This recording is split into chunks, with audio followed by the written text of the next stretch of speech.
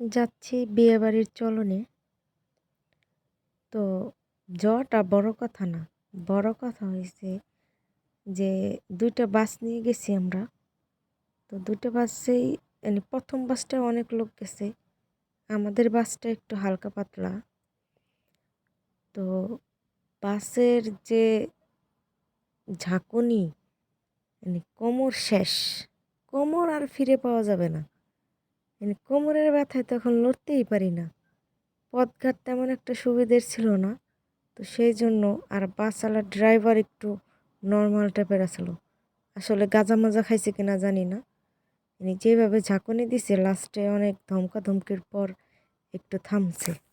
ভাগ্য ভালো যে খাওয়ার আগে ঝাঁকুনিটা খাইছি। সেই জন্য একটু বেশি খাইতে পারছি। তা তো মোটামুটি চলে, ঝাঁকুনিটা দিয়ে একটা উপকারই হয়েছে।